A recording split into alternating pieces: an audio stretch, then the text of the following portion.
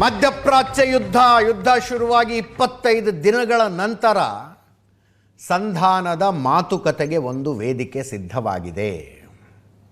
ಎರಡೂ ಕಡೆಯವರು ಒಪ್ಕೊಂಡಿದ್ದಾರೆ, ಹೌದು ನಾವು ಮಾತುಕತೆ ಕೂತ್ಕೋತೀವಿ ಅಂತ. 2 ದಿನಗಳ ಹಿಂದಿನ ತನಕದ ಸೀನೆ ಬೇರೆ ಇತ್ತು. ಡೊನಾಲ್ಡ್ ಟ್ರಂಪ್ ರಚನಾತ್ಮಕ ಮಾತುಕತೆಗಳು ನಡೀತಾ ಇದ್ದಾವೆ ಅಂತ ಹೇಳಿದ್ರೆ, ಇರಾನ್ ಕಡೆಯಿಂದ ಹೇಳಿಕೆ ಬಂತು, ಯಾವ ಮಾತುಕತೆನೂ ನಡೀತಾ ಇಲ್ಲ, ನಾವು ಮಾತುಕತೆಗೆ ತಯಾರು ಇಲ್ಲ ಅಂದ್ಬಿಟ್ರು ಅವರು. ಯುದ್ಧದ ಸಂದರ್ಭ, ಹೇಳಿಕೆಗಳು ಬರ್ತವೆ, ಹೇಳಿಕೆಗಳು ಬದಲಾಗ್ತವೆ. ಇರಾನಿನ ಹೇಳಿಕೆ ಬದಲಾಗಿದೆ. They are ready for it. ಮಾತುಕತೆಗೆ ಅವರು ಸಿದ್ಧವಾಗಿರುವುದು ಮಾತ್ರ ಅಲ್ಲ, ಮಾತುಕತೆ ಆರಂಭಕ್ಕೆ ಅವರ ಕಡೆಯಿಂದಲೂ ಬೇರೆಯ ಪ್ರಯತ್ನಗಳು ನಡೀತಾ ಇದ್ವು. ಹೊಸ ಸುಪ್ರೀಂ ಲೀಡರ್ ಮುಜ್ತಬಾ ಖಮೇನಿಯ ಅಪ್ಪಣೆಯ ಮೇರೆಗೆ ಅಮೆರಿಕದ ಜೊತೆಗೆ ಸಂಧಾನ ಮಾತುಕತೆಗೆ ಇರಾನ್ ಒಪ್ಪಿಕೊಂಡಿದೆ. ಯುದ್ಧಕ್ಕೆ ಬ್ರೇಕ್ ಆಗುತ್ತಾ ಈಗ ಇರುವ ಕುತೂಹಲ. 5 ದಿನಗಳ ಕದನ ವಿರಾಮ ಅಂದಿದ್ರು ಡೊನಾಲ್ಡ್ ಟ್ರಂಪ್, ಅದೇನು ಜಾರಿಗೆ ಬಂದಿಲ್ಲ. ಹೊಸ ಅಯಾತುಲ್ಲಾ, ಹೊಸ ಸುಪ್ರೀಂ ಲೀಡರ್ ಮುಜ್ತಬಾ ಖಮೇನಿ 3 ದೇಶಗಳನ್ನು ಸಂಪರ್ಕಿಸಿ ಮಾತುಕತೆ ಮಾಡಿಸಿ ಅಂತ ಹೇಳಿದ್ರಂತೆ. ಯಾವ್ಯಾವ ದೇಶಗಳು? ಕತಾರ್, ಈಜಿಪ್ಟ್ ಮತ್ತು ಸೌದಿ ಅರೇಬಿಯಾ, ಈ 3 ದೇಶಗಳನ್ನು ಕಾಂಟ್ಯಾಕ್ಟ್ ಮಾಡಿದ್ರಂತೆ. ಇಂಟ್ರೆಸ್ಟಿಂಗ್ಲಿ ಇವರು ಕಾಂಟ್ಯಾಕ್ಟ್ ಮಾಡಿದ 3 ದೇಶಗಳ ಪೈಕಿ 2 ದೇಶಗಳ ಮೇಲೆ ಇವರೇ ಅಟ್ಯಾಕ್ ಮಾಡ್ತಾ ಇದ್ದಾರೆ. ಈಜಿಪ್ಟ್ ಮೇಲೊಂದು ಮಾಡ್ತಿಲ್ಲ ಅಷ್ಟೇ, ಸೌದಿ ಅರೇಬಿಯಾ ಮೇಲೂ ಮಾಡ್ತಿದ್ದಾರೆ, ಕತಾರ್ ಮೇಲೂ ಮಾಡ್ತಿದ್ದಾರೆ. ಎನಿವೇಸ್, ಮಾತುಕತೆಗೊಂದು ವೇದಿಕೆ ಸಿದ್ಧವಾಗಿದೆ. 25 ದಿನಗಳ ಕಾಲ ನಡೆದಿರುವ ಯುದ್ಧ ಆದಷ್ಟು ಬೇಗ ನಿಲ್ಲುತ್ತಾ ಅನ್ನುವುದೇ ಈಗ ಇರುವ ಕುತೂಹಲ ಮತ್ತು ಭರವಸೆ ಕೂಡ ಅದೇ. ಆದಷ್ಟು ಬೇಗ ನಿಂತು ಬಿಡಬೇಕಿದೆ. ಇರಾನ್ ಕಡೆಯಿಂದ ಕೆಲವು ಷರತ್ತುಗಳಿದ್ದಾವೆ. ಮುಂದ್ಯಾವತ್ತೂ ಇರಾನ್ ಮೇಲೆ ಅಮೆರಿಕ ದಾಳಿ ಮಾಡಬಾರ್ದು, ಷರತ್ತು ನಂಬರ್ 1. 2ನೆಯ ಷರತ್ತು, ಈ ದಾಳಿಯಲ್ಲಿ ಇರಾನ್ಗೆ ಏನೇನು ಲಾಸ್ ಆಗಿದೆಯೋ ಅದರ ಪರಿಹಾರವನ್ನು ಅಮೆರಿಕ ಕೊಡಬೇಕು. 2ನೇ ಷರತ್ತಿದು. 3ನೇ ಷರತ್ತು, ಹಾರ್ಮುಜ್ ಜಲಸಂಧಿಯ ವಿಚಾರದಲ್ಲಿ ಅಮೆರಿಕ ಮೂಗು ತೂರಿಸಬಾರದು. 4ನೇ ಷರತ್ತು, ಇರಾನ್ನಲ್ಲಿ ರೆಜಿಮ್ ಚೇಂಜ್ನ ಪ್ರಯತ್ನವನ್ನು ಅಮೆರಿಕ ಮಾಡಬಾರದು. 5ನೇ ಷರತ್ತು, ಇರಾನಿನ ವಿರುದ್ಧ ಹೇರಲಾಗಿರುವ ಆರ್ಥಿಕ ನಿರ್ಬಂಧಗಳನ್ನು ತೆಗೆದುಹಾಕಬೇಕು. ಈ 5 ಷರತ್ತುಗಳನ್ನು ಇರಾನ್ ಹಾಕಿದೆಯಂತೆ. 6ನೇ ಷರತ್ತು ಕೂಡ ಇತ್ತಂತೆ. ಮಧ್ಯಪ್ರಾಚ್ಯದ ದೇಶಗಳಲ್ಲಿರುವ ಸೈನಿಕ ನೆಲೆಗಳನ್ನೆಲ್ಲ ಖಾಲಿ ಮಾಡ್ಕೊಂಡು ಅಮೆರಿಕ ವಾಪಸ್ ಹೋಗಬೇಕು ಅಂತಿತ್ತಂತೆ. ಈಗ ಒಂದು ಸಂಧಾನದ ಮಾತುಕತೆಯಲ್ಲಿ ಷರತ್ತುಗಳು ಬರುವಾಗ ಷರತ್ತುಗಳೇ ಸಾಕಷ್ಟು ಚರ್ಚೆ ಆಗ್ತವೆ. ಈ ಷರತ್ತು ಓಕೆನಾ, ಈ ಷರತ್ತು ಓಕೆನಾ ಅಂತ. ಇಂತಿಂಥ ಷರತ್ತಿದ್ರೆ ನಾವು ಮಾತುಕತೆಗೆ ರೆಡಿನೇ ಇಲ್ಲ ಅಂತ ಹೇಳಿರ್ತಾರೆ ಅಮೆರಿಕದವರು. ಏನು ಮಾಡ್ತಾರೆ ಅವರು? ತಮ್ಮ ಸೈನಿಕ ನೆಲೆಗಳನ್ನೆಲ್ಲ ವಾಪಸ್ ತಗೊಂಡೋಗಿ ಪ್ರಪಂಚದ ಮೇಲೆ ಹಿಡಿತಾ ಇಟ್ಕೊಂಡಿರ್ಬೇಕು ಅನ್ನುವಂಥ ದೊಡ್ಡಣ್ಣ. ಆ ಕಾರಣಕ್ಕಾಗಿ ಅಂಥದ್ದೊಂದು ಷರತ್ತನ್ನು ತೆಗೆದುಹಾಕಿದ್ದಾರೆ. ಇನ್ನೊಂದು ಕಡೆ ಅಮೆರಿಕದಿಂದಲೂ ಷರತ್ತಿದೆ. ಇರಾನ್ ತನ್ನ ಕ್ಷಿಪಣಿಗಳ ಅಭಿವೃದ್ಧಿಯ ಕಾರ್ಯಕ್ರಮವನ್ನು 5 ವರ್ಷ ನಿಲ್ಲಿಸಿ ಬಿಡಬೇಕು ಕಂಪ್ಲೀಟ್ಲಿ. ಮೊದಲನೇ ಷರತ್ತು. 2ನೇಯಂತು, ಯುರೇನಿಯಂ ಶುದ್ಧೀಕರಣವನ್ನು ಸಂಪೂರ್ಣವಾಗಿ ನಿಲ್ಲಿಸಬೇಕು. ಯುರೇನಿಯಂ ಎನ್ರಿಚ್ಮೆಂಟ್ ಅಂತಾರೆ. ನ್ಯೂಕ್ಲಿಯರ್ ವೆಪನ್ಗೆ, ನ್ಯೂಕ್ಲಿಯರ್ ಬಾಂಬ್ ತಯಾರಿಸೋದಕ್ಕೆ ಬೇಕಾದಂಥ ಬೇಸಿಕ್ ಫ್ಯೂಯಲ್ ಅದು ಯುರೇನಿಯಂ. ಅದನ್ನು 60% ಎನ್ರಿಚ್ಮೆಂಟನ್ನು ಇರಾನ್ ಮಾಡ್ಕೊಂಡಿತ್ತು.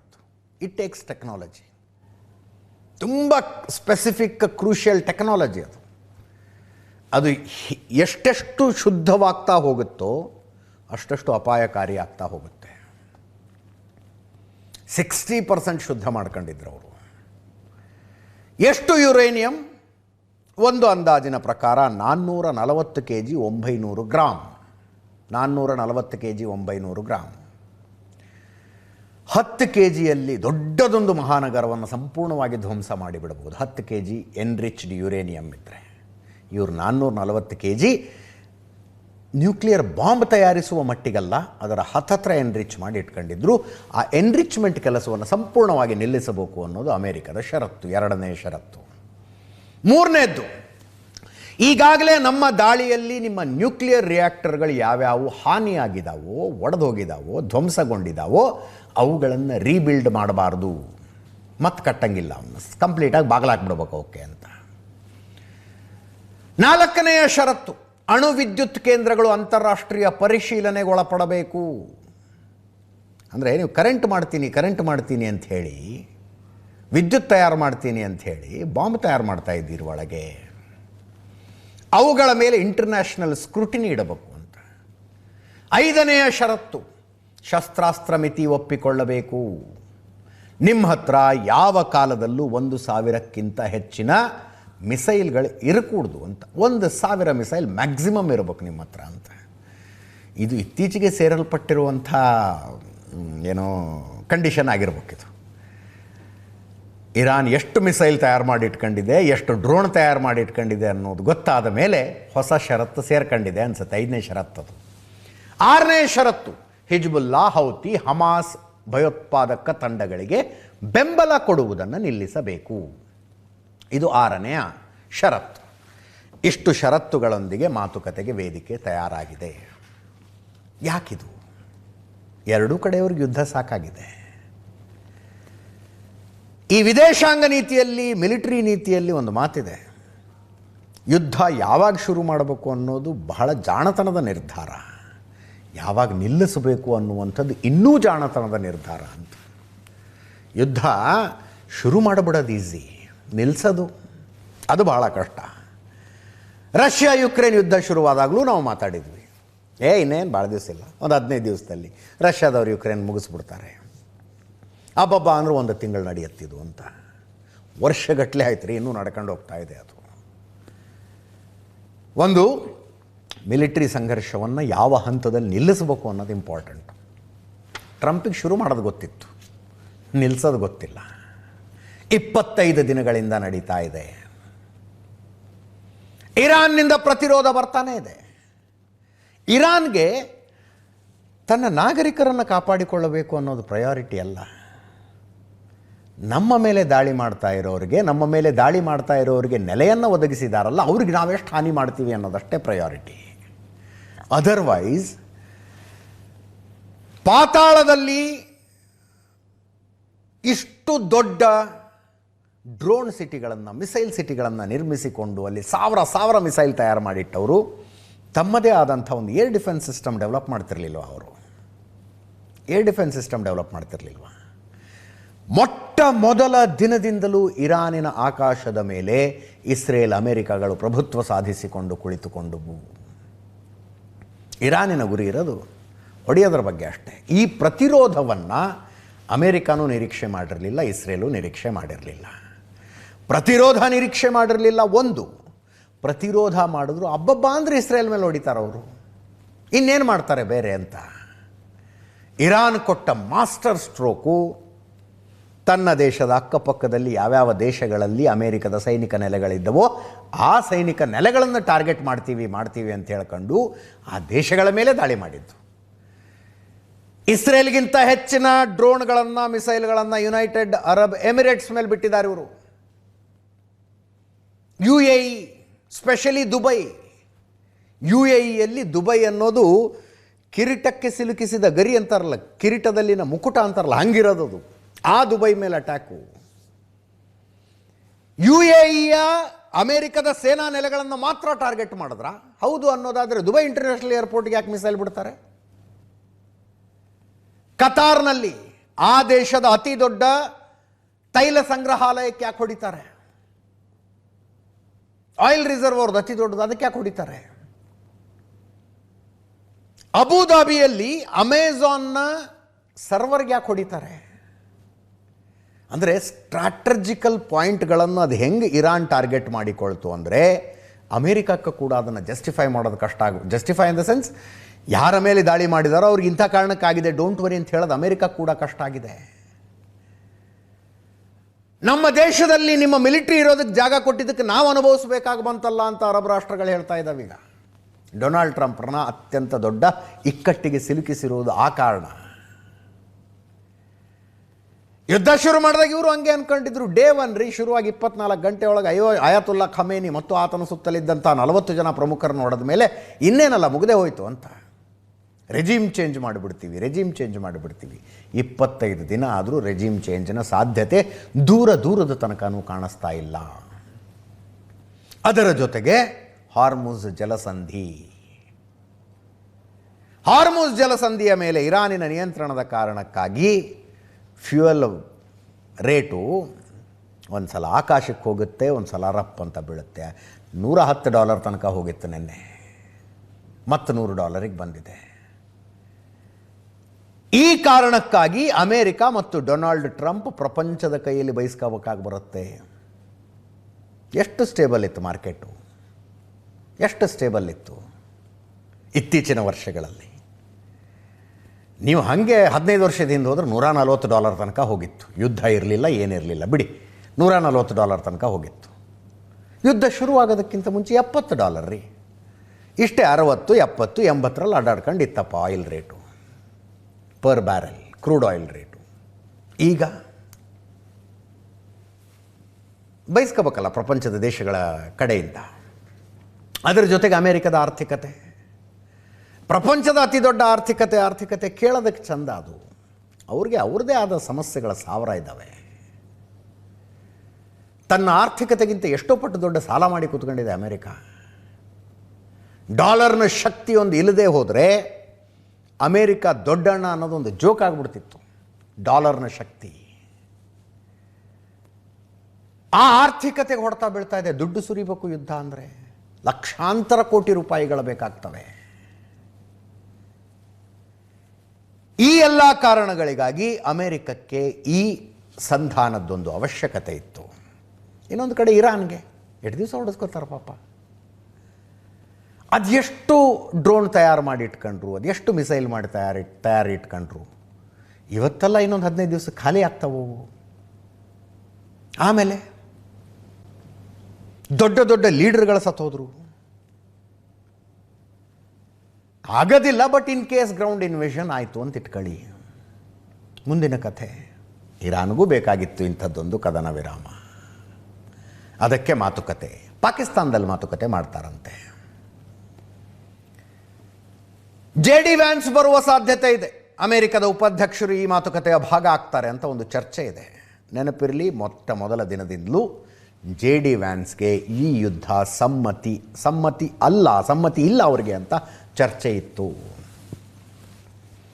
JD ವ್ಯಾನ್ಸ್ ಒಂದು 2-3 ಸಲ ಪತ್ರಕರ್ತರ ಕೆದಕಿ ಕೇಳಿದಾಗಲೂ ಏನು ಬಾಯ್ಬಿಟ್ಟು ಹೇಳಲಿಲ್ಲ ಅವರು. ನಾ ಏನು ಹೇಳಬೇಕು ಟ್ರಂಪ್ ಮುಂದೆ ಹೇಳಿದ್ದೀನಿ, ನಾ ಏನು ಹೇಳಬೇಕು ಅಧ್ಯಕ್ಷರ ಮುಂದೆ ಹೇಳಿದ್ದೀನಿ ಅನ್ಕೊಂಡು ಬರ್ತಿದ್ರು. ಒಳಗಿನ ಮಾಹಿತಿಗಳು ತುಂಬ ಹರಿದಾಡೋದು. JD ವ್ಯಾನ್ಸ್ ಪರಿಪರಿಯಾಗಿ ಕೇಳ್ಕೊಂಡ್ರಂತೆ ಡೊನಾಲ್ಡ್ ಟ್ರಂಪಿಗೆ, ಬೇಡ ಈ ಯುದ್ಧ, ನಮಗೂ ಇದಕ್ಕೂ ಸಂಬಂಧ ಇಲ್ಲ ಅಂತ. ಆದ್ದರಿಂದ ಅಮೆರಿಕದ ಕಡೆಯಿಂದ ಮಾತುಕತೆ ನಡೆಸೋದಕ್ಕೆ ಸೂಕ್ತ ವ್ಯಕ್ತಿ ಅವರೇ ಆಗ್ತಾರೆ. He seems neutral. ಮುಂದಿನ ಚುನಾವಣೆಗೆ he wants to run for presidency, ಅಧ್ಯಕ್ಷ ಸ್ಥಾನಕ್ಕೆ ಸ್ಪರ್ಧಿಸಬೇಕು ಅನ್ನೋ ಉದ್ದೇಶದಲ್ಲಿದ್ದಾರೆ. ಕರೆಕ್ಟ್ ಪರ್ಸನ್ ಹಂಗೆ ನೋಡಿದ್ರೆ. ಈಗಾಗಲೇ ಒಂದು ಹಂತದ ಮಾತುಕತೆ ನಡೆದಿದೆ. ಡೊನಾಲ್ಡ್ ಟ್ರಂಪ್ ಅದನ್ನು ರಚನಾತ್ಮಕ ಮಾತುಕತೆ ಅಂತ ಕರೆದಿದ್ರು. ಯಾರ ಜೊತೆ ನಡೆದಿರ್ಬೋದು? ಇರಾನ್ನಲ್ಲಿ. ಇರಾನ್ಗೊಂದು ಸಂಸತ್ತಿದೆ, ಅದಕ್ಕೊಬ್ಬ ಸ್ಪೀಕರ್ ಇದ್ದಾರೆ, ಮೊಹಮ್ಮದ್ ಗಾಲಿಬಾಫ್ ಅಂತ.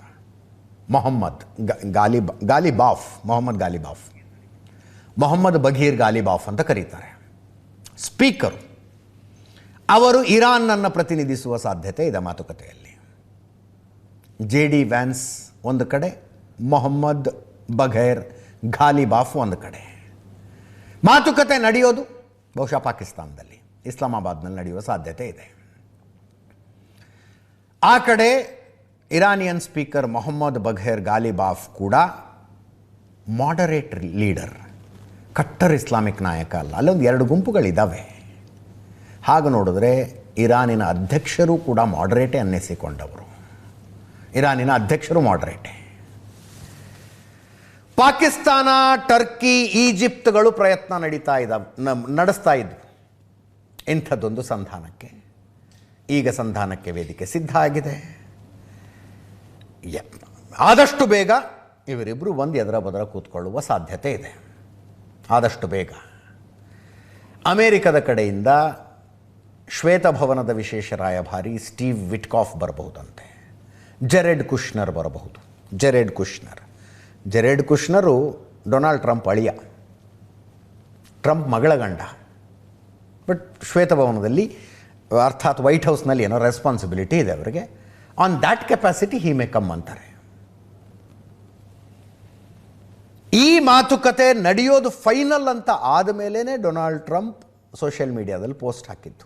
ಮುಂದಿನ 5 ದಿನ ಅಮೇರಿಕದ ವಿದ್ಯುತ್ ತಯಾರಿಕಾ ಕೇಂದ್ರಗಳ ಮೇಲೆ, ತೈಲ ನಿಕ್ಷೇಪಗಳ ಮೇಲೆಲ್ಲ ದಾಳಿ ನಡೆಸೋದಿಲ್ಲ ನಾವು ಅಂತ 2 ದಿನಗಳ ಹಿಂದೆ ಡೊನಾಲ್ಡ್ ಟ್ರಂಪ್ ಸೋಷಿಯಲ್ ಮೀಡಿಯಾದಲ್ಲಿ ಪೋಸ್ಟ್ ಮಾಡಿದ್ದು ಆ ಕಾರಣಕ್ಕೆ. ಪಾಕಿಸ್ತಾನ ನ್ಯೂಟ್ರಲ್ ಇದೆ. ನೀವು 6 ತಿಂಗಳ ಹಿಂದೆ ನೋಡಿದ್ರೆ ಪಾಕಿಸ್ತಾನ ಮತ್ತು ಅಮೇರಿಕ ಅಪ್ಕೊಂಡು ಮುದ್ದಾಡ್ತಾ ಇದ್ವು. ಮುಲ್ಲಾ ಮುನೀರ್ಗೆ ಕರೆಸಿ ಲಂಚೆಲ್ಲ ಕೊಟ್ಬಿಟ್ರು ಡೊನಾಲ್ಡ್ ಟ್ರಂಪ್. ಇನ್ನೊಂದು ಕಡೆ ಇರಾನ್ ಪಾಕಿಸ್ತಾನಕ್ಕೊಂದು ಪಕ್ಕದ ದೇಶ. ಇರಾನ್ನ ನಂತರ ಅತಿ ಹೆಚ್ಚು ಮುಸ್ಲಿಂ ಜನಸಂಖ್ಯೆ ಇರುವಂಥ ದೇಶ. ಪಾಕಿಸ್ತಾನದಲ್ಲೇನು ಅಮೇರಿಕದ ಸೇನಾ ನೆಲೆಗಳು ಇಲ್ಲ. ಅದು ಅಫ್ಘಾನಿಸ್ತಾನ ಮೇಲೆ ಯುದ್ಧ ಮಾಡುವಾಗ ಒಂದು ಸ್ವಲ್ಪ ಜಾಗ ಗೀಗ ಕೊಟ್ಟರು. ಅದಾದಮೇಲೆ ಸೇನಾ ನೆಲೆ ಅಂತ ಪಾಕಿಸ್ತಾನದಲ್ಲಿ ಏನಿಲ್ಲ. ಆದ್ದರಿಂದ that is considered as a neutral space. Shahbaz Sharif tweet ಮಾಡಿದ್ದಾರೆ, ಅದನ್ನು ಮಧ್ಯಸ್ಥಿಕೆ ವಹಿಸೋದಕ್ಕೆ ನಾವು ರೆಡಿ ಇದ್ದೀವಿ. ಇರಾನಿನ ಅಧ್ಯಕ್ಷ ಮಸೂದ್ ಪೆಜೆಶ್ಕಿಯಾನ್ ಜೊತೆ ನಾನು ಮಾತಾಡಿದ್ದೀನಿ. ಇರಾನ್ ದೇಶದ ಜನರ ಜೊತೆಗೆ ಪಾಕಿಸ್ತಾನ ಒಗ್ಗಟ್ಟು ವ್ಯಕ್ತಪಡಿಸಿದೆ. ಅಮೂಲ್ಯ ಜೀವಗಳ ನಷ್ಟಕ್ಕೆ ಆಳವಾದ ಸಂತಾಪ ವ್ಯಕ್ತಪಡಿಸ್ತೇನೆ. ನಾವು ಗಲ್ಫ್ ಪ್ರದೇಶದಲ್ಲಿನ ಗಂಭೀರ ಪರಿಸ್ಥಿತಿಯ ಬಗ್ಗೆ ಚರ್ಚೆ ಮಾಡಿದ್ದೀವಿ. ಮಧ್ಯಪ್ರಾಚ್ಯದಲ್ಲಿ ಶಾಂತಿ ಮರುಸ್ಥಾಪನೆಗೆ ಪಾಕಿಸ್ತಾನ ಒತ್ತಾಯಿಸುತ್ತೆ. ರಚನಾತ್ಮಕ ಪಾತ್ರ ವಹಿಸುವ ನಮ್ಮ ಬದ್ಧತೆಯನ್ನು ಪುನರುಚ್ಚರಿಸಿದ್ದೇವೆ ಅಂತ ಶಹಬಾಜ್ ಶರೀಫ್ ಮಾತಾಡಿದ್ರು. ಟ್ವೀಟ್ ಮಾಡಿದರು ಪಾಕಿಸ್ತಾನದ ಪ್ರಧಾನಿ. ಟೋನೇ ಚೇಂಜ್ ಆಗಿದೆ ನೋಡಿ. ಹಾರ್ಮುಜ್ ಜಲಸಂಧಿಯನ್ನು ಯಾರು ನಿಯಂತ್ರಿಸ್ತಾರೆ ಅಂತಂದರೆ ಜಂಟಿಯಾಗಿ ಅಂದರು, ಜಾಯಿಂಟ್ಲಿ. ಆಮೇಲೆ ನಾನು ಮತ್ತು ಹೊಸ ಆಯತುಲ್ಲಾ ಯಾರು ಬರ್ತಾರೋ ಅವರು ಅಂತ. ಅಲ್ಲಿಗೆ ಇರಾನಿಗೆ ನೆಕ್ಸ್ಟ್ ಆಯತುಲ್ಲಾನೇ ಬರೋದು. ಅಂದರೆ ರೆಜಿಮ್ ಚೇಂಜ್ ಆಗೋದಿಲ್ಲ ಅಂತ, ಅದೇ ಸಿಸ್ಟಮ್ ಕಂಟಿನ್ಯೂ ಆಗುತ್ತೆ ಅಂತ. ಅದೇ ಅರ್ಥದಲ್ಲಿ ಡೊನಾಲ್ಡ್ ಟ್ರಂಪರ ಮಾತುಗಳನ್ನು ತೆಗೆದುಕೊಳ್ಳಬೇಕು. ಹೀಗೆ ತಗೋಬೇಕು ಅಂತ ಹೇಳೋದು ಕಷ್ಟ ರೀ. ಮತ್ತು ನಾಳೆ ಬಂದು ಈ ಮನುಷ್ಯ ಅದೇನು ಹೇಳ್ತಾನೆ. ಯುದ್ಧ ನಿಲ್ಲಬಹುದು ಅನ್ನುವ ವಾತಾವರಣ ಅಂತೂ ಸೃಷ್ಟಿಯಾಗಿದೆ ಮಾತುಕತೆಗಳ ಆರಂಭ ಆಗಿರೋದ್ರಿಂದ. ನಿಲ್ಲದೆ ಹೋದರೆ ಮತ್ತಷ್ಟು ಘನಗಂಭೀರ ಆಗತ್ತೆ, ಇನ್ನೂ ಸೀರಿಯಸ್ ಯುದ್ಧ ಆಗತ್ತೆ. ಈಗ ಅಮೇರಿಕ ಮತ್ತು ಇಸ್ರೇಲ್ ಇರಾನ್ ಮೇಲೆ ದಾಳಿ ನಡೆಸ್ತಾ ಇದ್ದಾವೆ. ಇರಾನ್ ತನಗೆ ಎಲ್ಲಿಗೆ ಬೇಕೋ ಅಲ್ಲಿಗೆ ದಾಳಿ ನಡೆಸ್ತಾ ಇದೆ. ಎಲ್ಲಿಗೆ ಬೇಕೋ ಅಲ್ಲಿ. ಅವ್ರಿಗೆ ಕೊಡೋದಕ್ಕೆ ಒಂದೊಂದು ಜಸ್ಟಿಫಿಕೇಷನ್ ಇದ್ದಾವೆ. ಅಲ್ಲೆಲ್ಲೋ ಸೈಪ್ರಸ್ನಲ್ಲಿ ಒಂದು ವಿಮಾನ ಟೇಕ್ ಆಫ್ ಮಾಡಿ ನಮ್ಮ ಮೇಲೆ ದಾಳಿ ಮಾಡಿದೆ, ನೀವು ಅಮೇರಿಕಾದ ವಿಮಾನಕ್ಕೆ ಜಾಗ ಕೊಟ್ಟಿದ್ದೀರಿ, ನಿಮ್ಮ ಮೇಲೆ ಹೊಡಿತೀವಿ ಅಂತಾರೆ. ಅಜರ್ಬೈಜಾನ್ ಮೇಲೆ ದಾಳಿ ಮಾಡಿದ್ರು ಅವರು, ಅದಕ್ಕೊಂದು ಏನೋ ಕಾರಣ ಕೊಟ್ಟರು. Saudi Arabia, Qatar, United Arab Emirates, Iraq, ಈ ದೇಶಗಳ ಮೇಲೆ ದಾಳಿ ಮಾಡೋದಕ್ಕಂತೂ ರೆಡಿ ರೀಸನ್ ಇದೆ ಅವ್ರ ಹತ್ರ. ನಿಮ್ಮಲ್ಲಿ ಅಮೇರಿಕದ ಸೇನಾ ನೆಲೆಗಳಿದ್ದಾವೆ ಅಂತ. ಅಕಸ್ಮಾತ್ ಈ ಮಾತುಕತೆಗಳು ವಿಫಲ ಆದರೆ, ಸದ್ಯದ ವಾತಾವರಣ ನೋಡ್ತಾ ಇದ್ದರೆ ಸೌದಿ ಅರೇಬಿಯಾ ಮತ್ತು UAE ಕೂಡ ಇರಾನ್ ಮೇಲೆ ದಾಳಿ ಆರಂಭಿಸುವ ಸಾಧ್ಯತೆ ಇದೆ. ಸೌದಿ ಅರೇಬಿಯಾ, UAE ಕೂಡ ಅಮೇರಿಕ ಮತ್ತು ಇಸ್ರೇಲ್ ಜೊತೆಗೆ ಸೇರಿಕೊಂಡು ಯುದ್ಧ ಆರಂಭಿಸುವ ಸಾಧ್ಯತೆ ಇದೆ. ಹಂಗೊಂದು ವೇಳೆ ಆದರೆ ವರ್ಲ್ಡ್ ಆರ್ಡರೇ ಚೇಂಜ್ ಆಗಿಬಿಡುತ್ತೆ ನೋಡಿ. ಅಲೈನ್ಮೆಂಟ್ ಎಲ್ಲಿಂದ ಎಲ್ಲೆಲ್ಲಿಗೆ ಬಂದವು. ಕೆಲವು ದಶಕಗಳ ಹಿಂದೆ ಇಸ್ರೇಲ್ ಅನ್ನುವ ಒಂದು ದೇಶ ಜಗತ್ತಿನ ಭೂಪಟದಲ್ಲಿ ಇರಬಾರ್ದು ಅಂತ ಹಾತೊರಿತಾ ಇದ್ದ ದೇಶಗಳ ಪಟ್ಟಿ ಮಾಡ್ತಾ ಹೋದರೆ ಅದರಲ್ಲಿ ಸೌದಿ ಅರೇಬಿಯಾ ಬರ್ತಿತ್ತು, UAE ಬರ್ತಿತ್ತು, ಕತಾರು, ಇರಾಕು, ಇರಾನ್ ಎಲ್ಲ ಬರ್ತಿತ್ತು. ಈಗ ಸೌದಿ ಅರೇಬಿಯಾ, UAEಯ ಸೈನಿಕರು ಇಸ್ರೇಲ್ ಮತ್ತು ಅಮೇರಿಕದ ಜೊತೆಗೆ ನಿಂತ್ಕೊಂಡು ಇರಾನಿನ ಮೇಲೆ ದಾಳಿ ಮಾಡಿದರೂ ಆಶ್ಚರ್ಯ ಪಡಬೇಕಿಲ್ಲ ಅನ್ನುವ ವಾತಾವರಣ ಸೃಷ್ಟಿಯಾಗಿದೆ.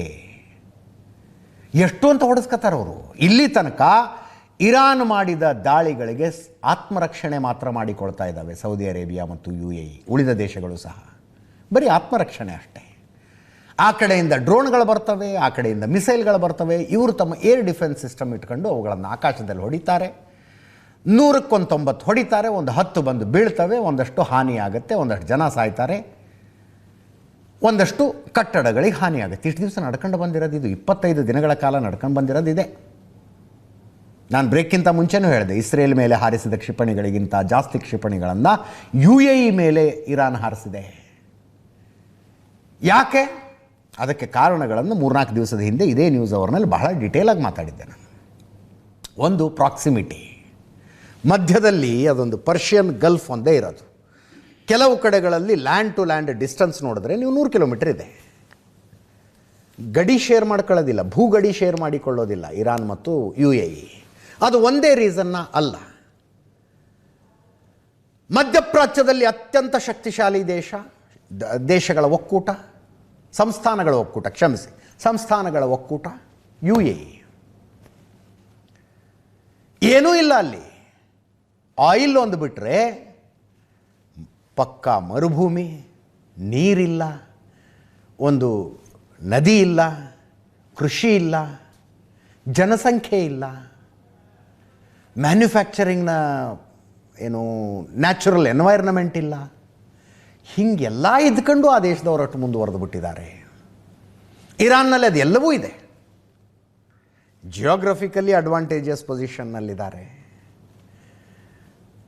ಸಿಹಿ ನೀರಿಗೆ ನದಿಗಳಿದ್ದಾವೆ ಅವ್ರ ಹತ್ರ, ಕೃಷಿ ಮಾಡೋದಕ್ಕೆ ಭೂಮಿ ಇದೆ. ಅದೆಲ್ಲ ಇದ್ಕೊಂಡು ಈ ಅಮೇರಿಕದ ಜೊತೆಗಿನ ತಿಕ್ಕಾಟದ ಕಾರಣಕ್ಕಾಗಿ ಸ್ಯಾಂಕ್ಷನ್ಸ್ ಬಿದ್ದು ಆ ದೇಶ ಎಲ್ಲೂ ಹೋಗೋಕ್ಕಾಗ್ತಿಲ್ಲ.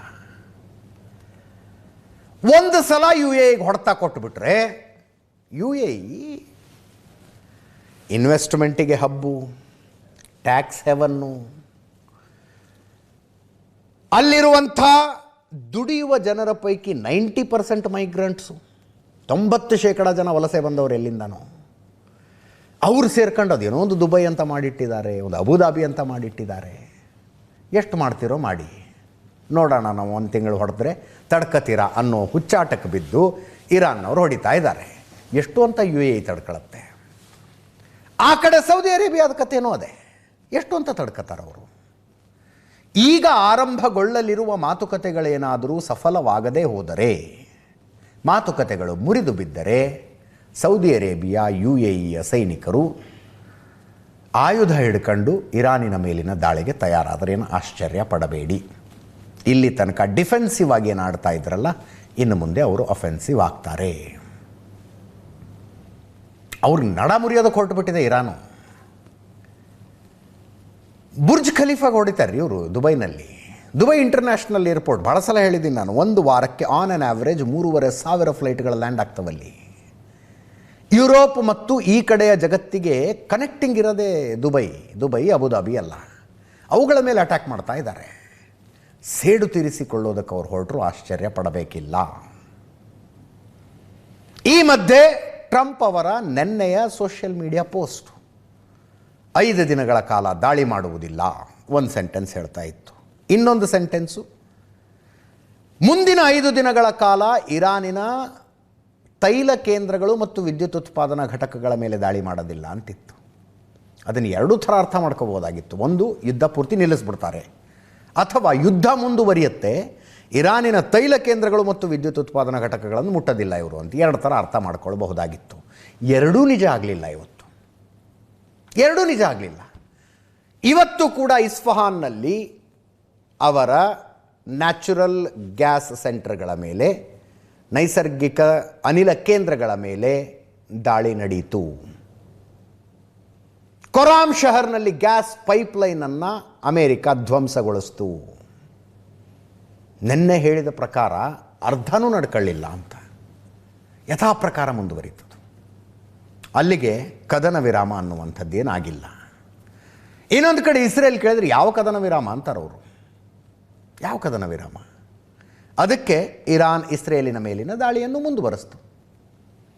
ಟೆಲ್ ಅವೀವ್ನಲ್ಲಿ ಇಸ್ರೇಲ್ ಮೇಲೆ ದಾಳಿ ಮಾಡೋದಕ್ಕೆ ಹೊರಟ್ರೆ ಜನವಸತಿ ಪ್ರದೇಶಗಳ ಮೇಲೆ ದಾಳಿ. ಅದು ಟೆಲ್ ಅವೀವ್ನಲ್ಲಿ ರೆಸಿಡೆನ್ಷಿಯಲ್ ಏರಿಯಾಕ್ಕೆ ಬಿದ್ದವು ಬಾಂಬ್, ಕ್ಲಸ್ಟರ್ ಬಾಂಬ್ಗಳು. ದೊಡ್ಡ ದೊಡ್ಡ ಕಟ್ಟಡಗಳ ಧರಾಶಾಹಿ ಆಗ್ಬೋದು. ಟೆಲ್ ಅವೀವ್ನಲ್ಲಿ 7 ಮಿಸೈಲ್ಗಳು ಬಿದ್ದಿದ್ದಾವೆ ಇವತ್ತು.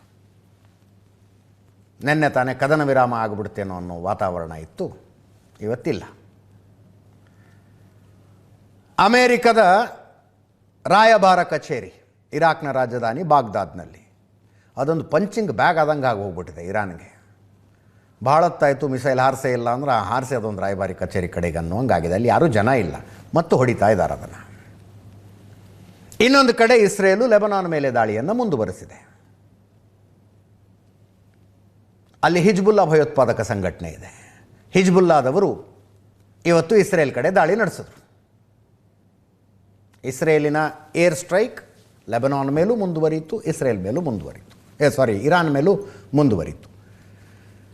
ಇರಾನ್ನ ಕೆರ್ಮನ್ ಪ್ರಾಂತ್ಯದ ಕ್ಷಿಪಣಿ ಕೇಂದ್ರವನ್ನು ಟಾರ್ಗೆಟ್ ಮಾಡಿ ಇಸ್ರೇಲ್ ಇವತ್ತು ದಾಳಿ ನಡೆಸಿತು. ಮಿಸೈಲ್ ಸೆಂಟರ್ ಇದು. ಇನ್ನೊಂದು ಕಡೆ ಲೆಬನಾನ್ನಲ್ಲಿ ಸೌತ್ ಲೆಬನಾನ್ ಬೈರುತ್ ಅಲ್ಲಿನ ಹಿಜ್ಬುಲ್ಲಾ ಭಯೋತ್ಪಾದಕರಿಗೆ ಸೇರಿದ ದೊಡ್ಡ ಕಟ್ಟಡ, ಒಂದು ಮಲ್ಟಿ ಸ್ಟೋರಿ ಬಿಲ್ಡಿಂಗ್ ನೆಲ ಸಮ ಮಾಡಿದ್ರು. ಇದೆಲ್ಲ ಏರ್ ಸ್ಟ್ರೈಕ್ನಲ್ಲಿ. ಬೆಂಜಮಿನ್ ನೆತನ್ಯಾಹು ಮಾತ್ರ ಕದನ ವಿರಾಮದ ಮೂಡ್ನಲ್ಲಿಲ್ಲ. ಟ್ರಂಪ್ ಜೊತೆ ಮಾತಾಡಿದ್ದೀನಿ, ಯುದ್ಧ ಮುಂದುವರಿಯುತ್ತೆ ಅಂತಾರೆ ಅವರು. ಇರಾನ್ ಲೆಬನಾನ್ ಎರಡೂ ಕಡೆನೂ ಯುದ್ಧ ಮುಂದುವರಿಸ್ತೀವಿ ಅಂತ. 29 ಜನರಿಗೆ ಗಾಯ ಆಗಿದೆ. ಇರಾಕ್ನಲ್ಲಿ 61 ಜನ, ಗಾಯಗೊಂಡವರು 12. ಕುವೈತ್ನಲ್ಲಿ 6 ಜನ ಸತ್ತೋಗಿದ್ದಾರೆ, 12 ಜನರಿಗೆ ಗಾಯ ಆಗಿದೆ. ಇರಾನ್ ಆಬ್ವಿಯಸ್ಲಿ ಅತಿ ಹೆಚ್ಚಿನ ಸಾವು ನೋವು ಅಲ್ಲೇ. ಸುಮಾರು 1500 ಜನ ಸತ್ತಿರಬಹುದು, ಒಂದು 19,000 ಜನರಿಗೆ ಗಾಯ ಆಗಿದೆ ಅಂತ ಮಾಹಿತಿಗಳಿದ್ದಾವೆ. ಬಹರೇನ್ನಲ್ಲಿ 2 ಸಾವು, 12 ಜನರಿಗೆ ಗಾಯ. ಕತಾರ್ನಲ್ಲಿ ಸಾವುಗಳಾಗಿಲ್ಲ, 16 ಜನರಿಗೆ ಗಾಯ ಆಗಿದೆ. UAEನಲ್ಲಿ 8 ಸಾವು, 161 ಜನರಿಗೆ ಗಾಯ. ಒಮನ್ನಲ್ಲಿ 3 ಸಾವು, 15 ಜನರಿಗೆ ಗಾಯ. ಸಾವು ನೋವಿನ ಲೆಕ್ಕ ಇದು. ಈ ಮಧ್ಯೆ ಇರಾನ್ಗೆ ಹೊಸ ಭದ್ರತಾ ಮುಖ್ಯಸ್ಥರ ನೇಮಕ ಆಗಿದೆ. ಹೊಸ ಭದ್ರತಾ ಮುಖ್ಯಸ್ಥ ಮೊಹಮ್ಮದ್ ಬಘರ್ ಅಂತ ಇರಾನಿನ ಅಧ್ಯಕ್ಷ ಪೆಜೆಶ್ಕಿಯಾನ್ ಈ ಆದೇಶ ಹೊರಡಿಸಿದ್ದಾರೆ. SNSC ಅಂತ ಒಂದಿದೆ ಅಲ್ಲಿ, ರಾಷ್ಟ್ರೀಯ ಭದ್ರತಾ ಮಂಡಳಿ. ಅದರ ಕಾರ್ಯದರ್ಶಿಯಾಗಿ ಅಲಿ ಲಾರಿಜಾನಿ ಕೆಲಸ ಮಾಡ್ತಾ ಇದ್ದದ್ದು. ಅಲಿ ಲಾರಿಜಾನಿಯನ್ನು ಜಂಟಿ ದಾಳಿಯಲ್ಲಿ ಹೊಡೆದು ಹಾಕಿದ ನಂತರ ಮೊಹಮ್ಮದ್ ಬಘರ್ ಆ ಜಾಗಕ್ಕೆ ನೇಮಕಗೊಂಡಿದ್ದಾರೆ. ಭದ್ರತಾ ಮುಖ್ಯಸ್ಥ ಹೊಸದಾಗಿ ನೇಮಕಗೊಂಡಿರೋದು. ಟ್ರ್ಯಾಕ್ ರೆಕಾರ್ಡ್ ಚೆನ್ನಾಗಿದೆ. ಎಕನಾಮಿಕ್ಸ್ನಲ್ಲಿ ಡಿಗ್ರಿ 1979ರಲ್ಲಿ, ಇಸ್ಲಾಮಿಕ್ ರಿಪಬ್ಲಿಕ್ ಆಫ್ ಇರಾನ್ನಲ್ಲಿ ರಾಜಕೀಯ ಜೀವನ ಆರಂಭ 1980ರಿಂದ 88ರ ತನಕ. ಇರಾನ್ ಇರಾಕ್ ಯುದ್ಧ ಆದಾಗ IRGCಯಲ್ಲಿ ಸರ್ವಿಸು. 89ರಿಂದ 97ರ ತನಕ IRGC ಜಂಟಿ ಸಿಬ್ಬಂದಿ ಮುಖ್ಯಸ್ಥರಾಗಿ 8 ವರ್ಷ ಕೆಲಸ. 1997ರಿಂದ 2005ರ ತನಕ IRGC ಉಪ ಕಮಾಂಡರ್ ಇನ್ ಚೀಫ್ ಆಗಿ 8 ವರ್ಷ. 2005ರಿಂದ 2007ರ ತನಕ ಭದ್ರತೆ ಮತ್ತು ಕಾನೂನು ಜಾರಿ ಇಲಾಖೆಯ ಉಪ ಆಂತರಿಕ ಸಚಿವ. 2021ರಿಂದ ಎಕ್ಸ್ಪೀಡಿಯನ್ಸ್ ಡಿಸರ್ನ್ಮೆಂಟ್ ಕೌನ್ಸಿಲ್ನ ಕಾರ್ಯದರ್ಶಿ. ಈಗ ಭದ್ರತಾ ಮುಖ್ಯಸ್ಥ. ಲಾರಿಜಾನಿ ಜಾಗಕ್ಕೆ ಮೊಹಮ್ಮದ್ ಬಘರ್ ನೇಮಕ.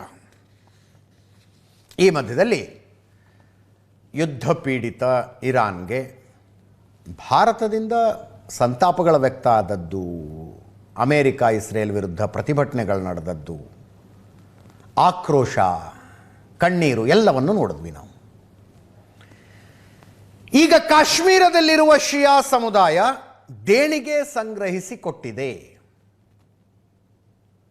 ದುಡ್ಡು, ಬೆಳ್ಳಿ, ಬಂಗಾರ, ಪಾತ್ರೆ, ಪಗಡೆ. ನೋಡಿ, ಯಾರೊಬ್ಬರು ಕುರಿಮರಿನೂ ಕೊಟ್ಟಿದ್ದಾರೆ ಅಂತ. ಕಾಶ್ಮೀರದಲ್ಲಿ ದೇಣಿಗೆ ಸಂಗ್ರಹ ಮಾಡಲಾಯಿತು ಇರಾನಿಗೆ ಕೊಡೋದಕ್ಕೆ.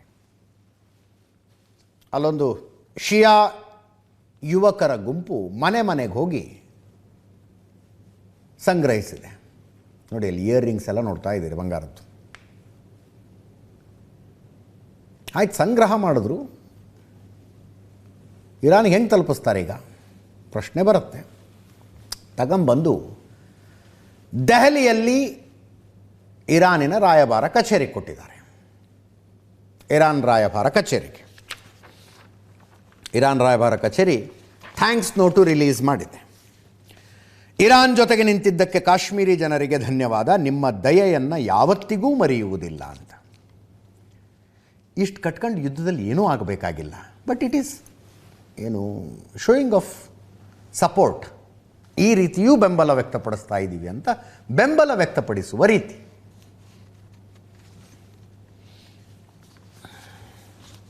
ಇದೆಲ್ಲದರ ನಡುವೆ ನಮ್ಮ LPG ಕ್ರೂಡ್ ಆಯಿಲ್ ಕಥೆ ಏನಾಯಿತು? ಹಾರ್ಮುಜ್ ಜಲಸಂಧಿಯಿಂದ ಮತ್ತೆ 2 ಹಡಗುಗಳು ಭಾರತದ ಕಡೆ ಹೊರಟಿದ್ದಾವೆ LPG ತಗೊಂಡು. ಜಗ್ವಸಂತ್ ಅಂತ ಒಂದು ಹಡಗು, ಪೈನ್ ಗ್ಯಾಸ್ ಅಂತ ಇನ್ನೊಂದು ಹಡಗು. 26ನೇ ತಾರೀಕು ಮತ್ತು 28ನೇ ತಾರೀಕು 2 ಹಡಗುಗಳ ಬಂದು ತಲುಪ್ತವಂತೆ. 92,612 ಮೆಟ್ರಿಕ್ ಟನ್ LPG ಹೊತ್ಕೊಂಡು ಈ 2 ಹಡಗುಗಳು ಬರ್ತಾ ಇದ್ದಾವೆ. 92,612 ಮೆಟ್ರಿಕ್ ಟನ್ ಅಂದರೆ ಎಷ್ಟು? ಭಾರತದ ಒಂದು ದಿನದ ಕಂಪ್ಲೀಟ್ ಸಪ್ಲೈ ಅದು. ಕಮರ್ಷಿಯಲ್ಲು, ರೆಸಿಡೆನ್ಷಿಯಲ್ಲು ಎಲ್ಲ ಸೇರಿಸಿದ್ರೆ ಒಂದು ದಿನಕ್ಕೆ ಬೇಕಾದಂಥ LPGಯನ್ನು ಈ 2 ಹಡಗುಗಳು ತಗೊಂಡು ಬರ್ತಾ ಇದ್ದಾವೆ. 92,612 ಮೆಟ್ರಿಕ್ ಟನ್, ಹತ್ತತ್ರ 95,000 ಮೆಟ್ರಿಕ್ ಟನ್ ಭಾರತಕ್ಕೆ ಬೇಕು ಪರ್ ಡೇ. ಇನ್ನು ಅಧಿಕೃತವಾಗಿ ಹಡಗು ಮತ್ತು ಜಲಮಾರ್ಗ ಕಾರ್ಯದರ್ಶಿ ಘೋಷಣೆ ಮಾಡಿದ್ರು ಇವತ್ತು ಇನ್ನೇ ಹಡಗು ಬರ್ತಾ ಇದ್ದಾವೆ ಅಂತ. ಈ ಜಗ್ವಸಂತ್ ಅನ್ನುವ ಹಡಗಿನಲ್ಲಿ 33 ಜನ ಸಿಬ್ಬಂದಿ ಇದ್ದಾರೆ. ಪೈನ್ ಗ್ಯಾಸ್ ಹಡಗಿನಲ್ಲಿ 27 ಜನ ಸಿಬ್ಬಂದಿ ಇದ್ದಾರೆ. 26ನೇ ತಾರೀಕು ಜಗ್ವಸಂತ್ ಗುಜರಾತ್ನ ಕಾಂಡ್ಲಾ ಬಂದರಿಗೆ ಬಂದು ರೀಚ್ ಆಗುತ್ತೆ. 28ನೇ ತಾರೀಕು ಪೈನ್ ಗ್ಯಾಸ್ ಮಂಗಳೂರಿನ ಮಂಗಳೂರು ಬಂದರಿಗೆ ಬಂದು ರೀಚ್ ಆಗುತ್ತೆ. 26ನೇ ತಾರೀಕು ಒಂದು ಹಡಗು ಬರುತ್ತೆ, 28ನೇ ತಾರೀಕು ಇನ್ನೊಂದು ಹಡಗು ಬರುತ್ತೆ. ಈ ಮಧ್ಯೆ ಪ್ರಧಾನಿ ನರೇಂದ್ರ ಮೋದಿಯವರು ನಿನ್ನೆ ಲೋಕಸಭೆಯಲ್ಲಿ ಮಾತಾಡಿದರು, ಇವತ್ತು ರಾಜ್ಯಸಭೆಯಲ್ಲಿ ಮಾತಾಡಿದ್ರು. ಬಹಳಷ್ಟು ವಿಷಯ ಮಾತಾಡಿದ್ರು. ಅವೆಲ್ಲದರ ಪೈಕಿ ಒಂದು ಕುತೂಹಲಕಾರಿಯಾದದ್ದು ಮತ್ತು ನಿಮಗೆ ಹೇಳಬೇಕಾದದ್ದು, ಉಳಿದಿದ್ದು ಆಮೇಲೆ ಹೇಳ್ತೀನಿ. LPG ಬದಲು PNG ಬಳಸುವುದರ ಬಗ್ಗೆ ಅವರು ಹೇಳಿದ್ರು. LPG ಬದಲು PNG ಬಳಸುವುದರ ಬಗ್ಗೆ ಮೊನ್ನೆ ಪೇಪರ್ನಲ್ಲೂ ಬಂತು. ಈ ಯುದ್ಧ ಶುರುವಾದ ಮೇಲೆ ಭಾರತದಲ್ಲಿ ಒಟ್ಟು 3.5 ಲಕ್ಷ ಹೊಸ PNG ಕನೆಕ್ಷನ್ ಕೊಟ್ಟಿದ್ದಾರೆ ಅಂತ. ಏನು ಮಾತಾಡಿದ್ರು ಕೇಳಿಸ್ಕೊಳ್ಳಿ ಒಮ್ಮೆ. सभापति जी, हमारी सरकार की कोशिश है कि ईंधन के किसी एक ही स्रोत पर ज्यादा निर्भरता न रहे. सरकार घरेलू गैस सप्लाई में LPG के अलावा PNG पर भी बल दे रही है. बीते दशक में देश में PNG कनेक्शन पर अभूतपूर्व काम हुआ है. सभापति जी, LPG ಮತ್ತು PNG, ಈ ಗೇಲ್ ಅಂತ ಒಂದಿದೆ, gas authority of India limited. ಅವರು ಮನೆಗಳಿಗೆ ಪೈಪ್ ಮೂಲಕ ಗ್ಯಾಸ್ ಕೊಡ್ತಾ ಇದ್ದಾರೆ ಅಂತ ಗೊತ್ತಿತ್ತು ನಮಗೆ. ಈ ಮೈಸೂರಿನಲ್ಲೊಂದು ವಿವಾದ ಆದಾಗ ಅವಾಗ ಏನನ್ನಿಸ್ತು, ಈ ಅಪಾರ್ಟ್ಮೆಂಟ್ಗಳಲ್ಲೆಲ್ಲ ಆ ಸಿಸ್ಟಮ್ ಇದೆ. ಎಲ್ಲೋ ಒಂದು ಕಡೆ ಎಲ್ಲ ಸಿಲಿಂಡರ್ಗಳನ್ನು ಇಡ್ತಾರೆ, ಅಲ್ಲಿಂದ ಮನೆಗೆ ಗ್ಯಾಸ್ ಕೊಡ್ತಾರೆ, ಮೀಟ್ರ್ ಇರುತ್ತೆ ಅಂತ. ಟು ಬಿ ಆನೆಸ್ಟ್ ನಾನು ಏನು ಅಂದ್ಕೊಂಡಿದ್ದೆ ಅಂದರೆ, ಈ ದೊಡ್ಡ ಲಾರಿ ಟ್ಯಾಂಕರ್ಗಳಲ್ಲಿ LPG ತಗೊಂಬರ್ತಾರಲ್ಲ, LPG ತಗೊಂಡು ಈಗ ಬೆಂಗಳೂರಿನಲ್ಲಿ ಸೋಲೂರು ಹತ್ರ ಒಂದು ಯೂನಿಟ್ ಇದೆ, ಅಲ್ಲಿಗೆ ಆ ಟ್ಯಾಂಕರ್ಗಳು ಬರ್ತವೆ. ಆ ಯೂನಿಟ್ನಲ್ಲಿ ಸಿಲಿಂಡ್ರಿಗೆ ತುಂಬ್ತಾರೆ. ದೊಡ್ಡ ಟ್ಯಾಂಕರ್ನಲ್ಲಿದ್ದ LPG ತೆಗೆದು ಸಿಲಿಂಡ್ರಿಗೆ ತುಂಬ್ತಾರೆ. ಆ ಸಿಲಿಂಡರ್ಗಳನ್ನು ಮನೆಗಳಿಗೆ ಕೊಡ್ತಾರೆ. ಕಮರ್ಷಿಯಲ್ ಸಿಲಿಂಡರ್ ಆದರೆ ಹೋಟೆಲ್ಗಳಿಗೆ ಕೊಡ್ತಾರೆ. ಆ್ಯಕ್ಚುಲಿ ನಾನು ಅಂದ್ಕೊಂಡಿದ್ದು, ಈ ಪೈಪ್ಲೈನ್ ಮೂಲಕ ಗ್ಯಾಸ್ ಕೊಡೋದು ಅಂತಂದರೆ ಆ ದೊಡ್ಡ ಟ್ಯಾಂಕರ್ನೇ ತಂದು ಒಂದು ಕಡೆ ನಿಲ್ಲಿಸ್ತಾರೆ, ಅದರಿಂದ ಪೈಪ್ ಕನೆಕ್ಷನ್ ಕೊಟ್ಟು ಮನೆಗೆ LPG ಕೊಡ್ತಾರೆ. ಈ ಟ್ಯಾಂಕರ್ ಖಾಲಿ ಆದಮೇಲೆ ಇನ್ನೊಂದು ಟ್ಯಾಂಕರ್ ಬರುತ್ತೆ. LPGನೇ ಪೈಪಲ್ಲಿ ಕೊಡ್ತಾರೆ ಅಂತ ಅಂದ್ಕೊಂಡಿದ್ದು. ಈ ಯುದ್ಧ ಎಲ್ಲ ಶುರು ಆದಮೇಲೆ ವ್ಯತ್ಯಾಸಗಳೇನು, ಸಿಮಿಲಾರಿಟಿಗಳೇನು ತಿಳ್ಕೊಂತ ಹೋದಾಗ ಅದೊಂದು ಬೇರೆ ಇದೆ, ಸಬ್ಜೆಕ್ಟ್ ಇದೆ. ಸಿಲಿಂಡರ್ನಲ್ಲಿ ಬರುವ ಇಂಧನವೇ ಬೇರೆ, ಪೈಪ್ನಲ್ಲಿ ಬರುವ ಇಂಧನವೇ ಬೇರೆ. ಸಿಲಿಂಡರ್ನಲ್ಲಿ ಬರೋದಕ್ಕೆ LPG ಅಂತೀವಿ, ಎಂತ liquefied petroleum gas LPG. But ಪೈಪ್ನಲ್ಲಿ ಬರೋದು PNG, ಪೈಪ್ಡ್ ನ್ಯಾಚುರಲ್ ಗ್ಯಾಸ್. ಎರಡಕ್ಕೂ ಅಜಗಜಾಂತರ ವ್ಯತ್ಯಾಸ ಇದೆ. ಭಾರತ ಆದಷ್ಟು ಬೇಗ LPGಯಿಂದ PNG ಕಡೆಗೆ ಮೂವ್ ಆಗುವುದರ ಅವಶ್ಯಕತೆ ಇದೆ. LPG ಅಫ್ಕೋರ್ಸ್ ಒಂದು ಪೆಟ್ರೋಲಿಯಂ ಪ್ರಾಡಕ್ಟು. ಭೂಮಿಯ ಆಳದಲ್ಲಿ ಪೆಟ್ರೋಲಿಯಂ ಇರುತ್ತೆ. ಅದರಿಂದ ಕ್ರೂಡ್ ಆಯಿಲ್ನ ಹೊರಗೆ ತೆಗಿತಾರೆ. ಹೊರಗೆ ತೆಗೆದ ಕ್ರೂಡ್ ಆಯಿಲ್ನ ಕೆಲವೊಂದಷ್ಟು ಅಂಶಗಳನ್ನು ಪ್ರೊಪೇನ್ ಮತ್ತು ಬ್ಯೂಟೇನ್ಗಳನ್ನು ಸೇರಿಸಿ ಆವಾಗ LPG ತಯಾರಾಗುತ್ತೆ. ಅದನ್ನು ತುಂಬ ಕೂಲ್ ಇದರಲ್ಲಿಟ್ಟು ಲಿಕ್ವಿಡ್ ಮಾಡ್ತಾರೆ. ಆ ಲಿಕ್ವಿಡನ್ನು ಗ್ಯಾಸಲ್ಲಿ ತುಂಬಿ ಪೂರೈಕೆ ಮಾಡ್ತಾರೆ. But PNG is not that. PNG basically methane. Crude ಆಯಿಲ್ನಿಂದ LPG ಹೊರಗೆ ತೆಗಿತಾರೆ. ಬಟ್ ಮೀಥೇನ್ ಭೂಮಿಯೊಳಗಿದೆ. ಕ್ರೂಡ್ ಆಯಿಲ್ಗೆ ಅಂತ ರಿಗ್ ಮಾಡಿದಾಗ, ಭೂಮಿಯನ್ನು ಕೊರೆದಾಗ ಅಲ್ಲಿ ಗ್ಯಾಸೇ ಹೊರಗೆ ಬರುತ್ತೆ. ನ್ಯಾಚುರಲ್ ಗ್ಯಾಸ್ ಅದು. ಆ ಗ್ಯಾಸ್ನಲ್ಲಿ ಕೆಲವು ಕಲ್ಮಶಗಳಿರ್ತವೆ ಅಷ್ಟೇ. ನೀರು ಸೇರ್ಕೊಂಡಿರ್ಬೋದು, ಒಂದಷ್ಟು ನೀರಿನ ಪ್ರಮಾಣ ಇರ್ಬೋದು, ಇನ್ನೊಂದಷ್ಟು ಕಲ್ಮಶಗಳಿರ್ತವೆ. ಆ ಕಲ್ಮಶಗಳನ್ನೆಲ್ಲ ಹೊರಗೆ ತೆಗೆದ್ರೆ ನ್ಯಾಚುರಲ್ ಗ್ಯಾಸ್ ತಯಾರು. ಬೇಸಿಕಲಿ ಮೀಥೇನ್ ಅದು. ಮೀಥೇನ್ ಅನ್ನೋ ಶಬ್ದ ನಾವು ಚಿಕ್ಕಂದಿನಿಂದನೂ ಕೇಳ್ಕೊಂಡು ಬಂದಿದ್ದೀವಿ. ನಮ್ಮ ಮನೆಗಳಲ್ಲಿ ಗೋಬರ್ ಗ್ಯಾಸ್ ಇರ್ತಿತ್ತು. ಗೋಬರ್ ಗ್ಯಾಸ್ನಲ್ಲಿ ಉತ್ಪಾದನೆ ಆಗೋದು ಮೀಥೇನ್. ಭೂಮಿಯ ಒಳಗೂ ಮೀಥೇನ್ ಇರುತ್ತೆ ನ್ಯಾಚುರಲ್ ಆಗಿ. ಅಂದರೆ ಗೋಬರ್ ಗ್ಯಾಸ್ನಲ್ಲಿ ಸಗಣಿ ಮತ್ತು ಇತರ ತ್ಯಾಜ್ಯಗಳನ್ನು, ಹಸಿ ತ್ಯಾಜ್ಯಗಳನ್ನು ಹಾಕಿದಾಗ ಮೀಥೇನ್ ಬರುತ್ತೆ. ಹಂಗೆ ಭೂಮಿಯ ಒಳಗೂ ಯಾವುದೋ ಕಾಲದಲ್ಲಿ ಹಸಿ ತ್ಯಾಜ್ಯಗಳು ಹೋಗಿದ್ದಾವೆ, ಅವು ಮೀಥೇನ್ ಆಗಿದ್ದಾವೆ. ಈಗ ಅಜರ್ಬೈಜಾನಿನ ರಾಜಧಾನಿ ಬಾಕು ಅಂತ. ಬಾಕುವಿಂದ ಒಂದು 40 ಕಿಲೋಮೀಟರ್ ದೂರ ಹೋದರೆ ಅಲ್ಲಿ ಜೊರಾಸ್ಟ್ರಿಯನ್ನರದ್ದೊಂದು ಆರಾಧನಾ ಸ್ಥಳ ಇದೆ. ಅಗ್ನಿ ಆರಾಧಕರು ಅಂತ ಹೇಳ್ತಾ ಇದ್ದೆ ನಾನು. ಅಲ್ಲಿ ಭೂಮಿಯಿಂದ ಬರುವ ಮೀಥೇನ್, ನ್ಯಾಚುರಲ್ ಆಗಿ ಮೀಥೇನ್ ಬರುತ್ತೆ. ಅದಕ್ಕೆ ಬೆಂಕಿ ಹತ್ಕೊಂಡಿದೆ, ಅದು ಉರಿತಾನೇ ಇರುತ್ತೆ. ಸಾವಿರಾರು ವರ್ಷಗಳಿಂದ ಉರಿತಾ ಇದೆ ಅದು. ಹಾಗೆ ಉರಿತಾ ಇರುವ ಮೀಥೇನನ್ನು ಬೆಂಕಿ ಆರಿಸಿ ಅದರಿಂದ ಗ್ಯಾಸನ್ನು ತೆಗೆದು ಪೈಪ್ ಮೂಲಕ ಮನೆ ಮನೆಗೆ ಕೊಟ್ಟು ಅಡುಗೆ ಮಾಡ್ಕೊಳ್ಳಿ ಅಂತ ಹೇಳೋದೇ PNG. That is PNG. LPGಯಿಂದ PNGಗೆ ಮೂವ್ ಆಗಬೇಕಾದ ಅವಶ್ಯಕತೆ ಯಾಕಿದೆ ಅಂತಂದರೆ, ಭಾರತದಲ್ಲಿ LPG ಕಂಪೇರ್ ಮಾಡಿದ್ರೆ PNG ಅವೈಲಬಿಲಿಟಿ ಜಾಸ್ತಿ ಇದೆ. ಒಂದು, ವಿದೇಶಿ ವಿನಿಮಯ ಉಳಿತು. ನಮ್ಮ ದುಡ್ಡನ್ನು ಹೊರಗಡೆ ಕೊಟ್ಟು ತರದು ಉಳಿತು. ಭಾರತ ಮೋರ್ ದೆನ್ 60% LPGನ ಇಂಪೋರ್ಟ್ ಮಾಡ್ಕೊಳ್ಳುತ್ತೆ. ಆ 60% ಪೈಕಿ 80% ಬರೋದು ಮಧ್ಯಪ್ರಾಚ್ಯದಿಂದ. ಯಾಕಿಷ್ಟು ಒದ್ದಾಡ್ತಾ ಇದ್ದೀವಿ, ಯಾಕಿಷ್ಟು ಕಮರ್ಷಿಯಲ್ ಸಿಲಿಂಡರ್ನ ಸಮಸ್ಯೆ ಆಗಿದೆ? ಹಾರ್ಮುಜ್ ಜಲಸಂಧಿ ಬಂದಾಗಿದೆ. ಎಲ್ಲಿಂದ ಬರಬೇಕು LPG? ಬಟ್ LPGಗೆ ಕಂಪೇರ್ ಮಾಡಿದ್ರೆ PNGಯ ಅವೈಲಬಿಲಿಟಿ ಭಾರತದಲ್ಲಿ ಜಾಸ್ತಿ. ಇಂಪೋರ್ಟ್ ಮಾಡ್ಕೋತೀವಿ, ಇಲ್ಲ ಅಂತಲ್ಲ, ಬಟ್ ಪ್ರಮಾಣ ಕಡಿಮೆ. LPG ತುಂಬ ಕಂಡೆನ್ಸ್ ಮಾಡಿ ಸಿಲಿಂಡರ್ನಲ್ಲಿ ತುಂಬಿರ್ತಾರೆ. PNGಗೂ ಮತ್ತು LPGಗೂ ಹೋಲಿಸಿದ್ರೆ PNGಯ 1000 ಪಟ್ಟು ಹೆಚ್ಚು ಕಂಡೆನ್ಸ್ ಆಗಿ ಸಿಲಿಂಡರ್ ಒಳಗೆ LPG ಇರುತ್ತೆ. ಆ ಕಾರಣಕ್ಕೆ LPGಯಿಂದ ಸಿಲಿಂಡರ್ನಿಂದ ಅಪಾಯನೂ ಜಾಸ್ತಿ. PNGಲಿ ಹಂಗಾಗೋದಿಲ್ಲ. That's a very light weight gas ಅದು. ಅಕಸ್ಮಾತ್ ಲೀಕ್ ಆದರೆ ಸುಮ್ಮನೆ ಆಕಾಶ ಕಡೆ ಹೋಗ್ಬಿಡುತ್ತೆ. ಬಟ್ LPG ತನ್ನ ಭಾರದ ಕಾರಣಕ್ಕಾಗಿ ಕೆಳಗೇ ಇರುತ್ತದು. PNG ಸಪ್ಲೈನಲ್ಲಿ ಒಂದು ಲಾಭ ಏನಂದರೆ, ಲೀಕೇಜ್ ಆದರೆ ಆಟೋಮೆಟಿಕ್ ಪೈಪ್ ತಾನೇ ಬಂದಾಗ್ಬಿಡುತ್ತೆ. LPGಲಿ ಹಂಗಾಗೋದಿಲ್ಲ.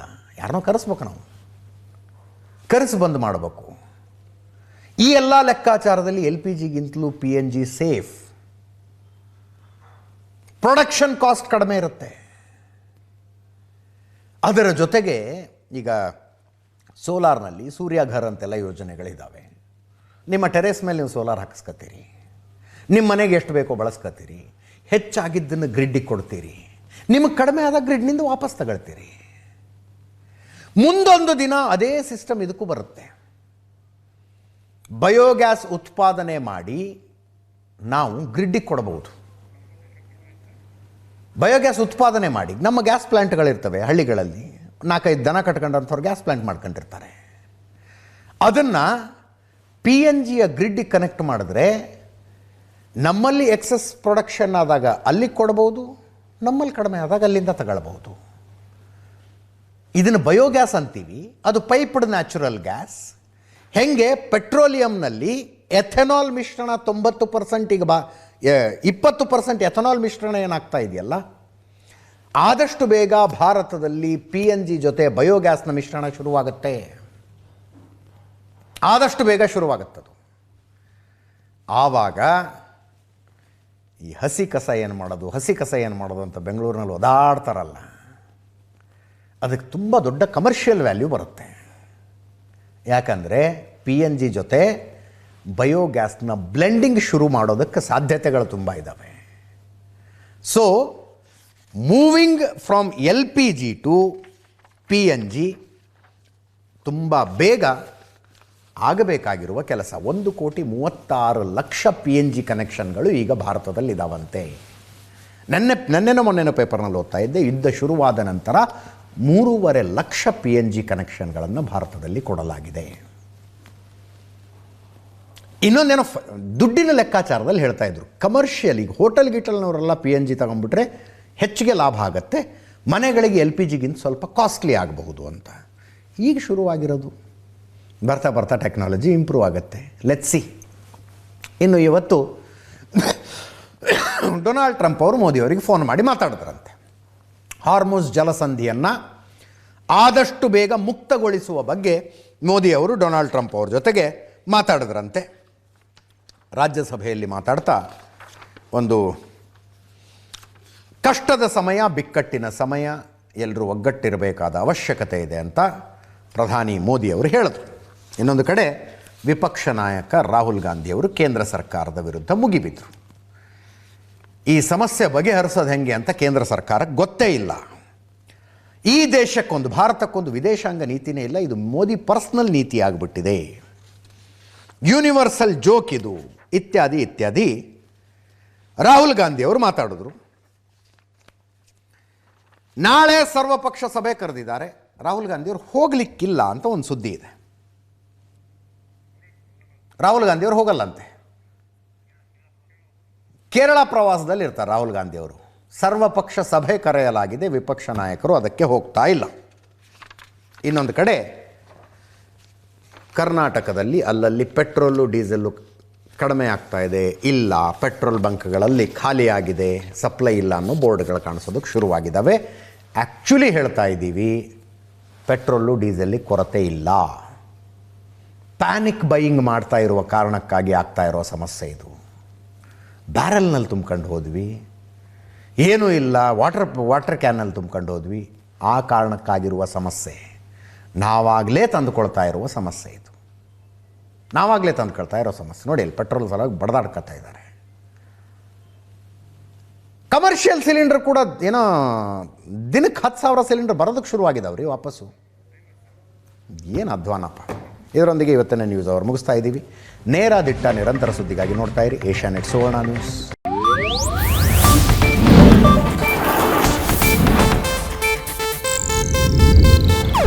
ಇದು ಏಷ್ಯಾನೆಟ್ ನ್ಯೂಸ್ ನೆಟ್ವರ್ಕ್ ಪ್ರಸ್ತುತಿ.